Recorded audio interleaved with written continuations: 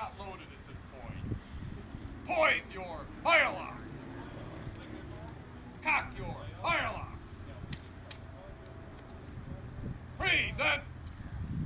Fire.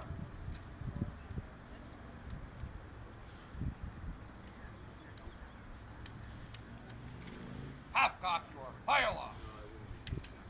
Handle your cartridge. The cartridge we're talking about is simply this: a round paper tube that has your charge of gunpowder and your bullet, or the musket ball as we call it, all wrapped up together. You might have noticed from the other two soldiers here, what you do is lift your cartridge up, bite off the top, spit out the paper, and it's now held under the chin so that we can next make sure everybody moves on to the drill in the same way. Prime! Shut your hand! Charge with cartridge. Draw your rammer. Slam down your cartridge.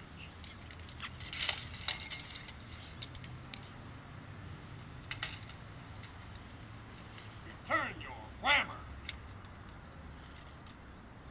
Shoulder your firelock. Poise your firelock. Press your firelock. Order your firelock. Rest. You've seen us go through around 13 steps to load and fire the musket. And you're probably thinking, well, yeah, 2 to 4 hours a day down here in the parade ground, I could learn that pretty quickly. And yes, I think you could. But of course, then what happens is once you've learned it to that degree, now the sergeant or the officer says, good, now faster, now faster, now faster. Because what he's looking for down on that parade ground is you can go through 13 steps in 15 seconds.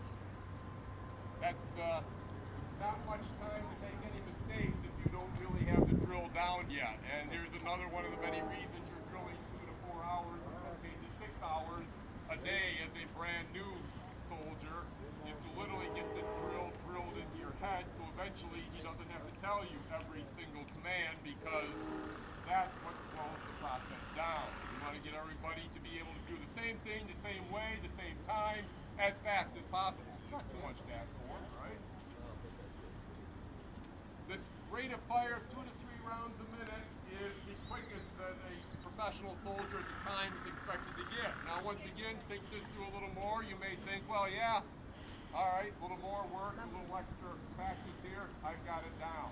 And again, yes, I'm sure you probably can. Now, the final thing that happens is the alarm sounds, you're marched up here with your companies, and now you have to go through 13 steps every 15 seconds in time with everyone else while you are being shot at. This is the final reason for all this drill going on for so many hours at a time. Because how many of us are going to want to stand up here with bullets flying at us, mortar bombs exploding over our heads, and cannonballs smashing against the walls of the fort? How many of us are going to want to stand up there for a whole length of time and shoot back at the enemy? No one raising their hands, huh? Yeah. Oh, all right, here's one lone person.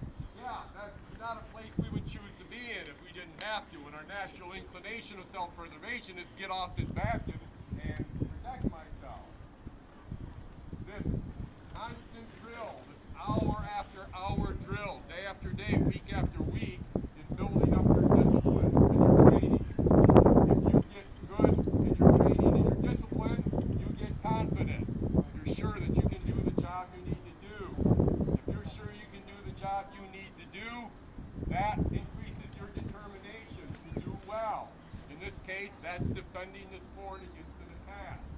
If you trained well, if you build up your discipline, you will have that determination and that willingness to do what is needed to defend this fort. A lot of the warfare this time period simply comes down to who's training, who's disciplined, and whose willingness to stand there getting shot at for the longest amount of time.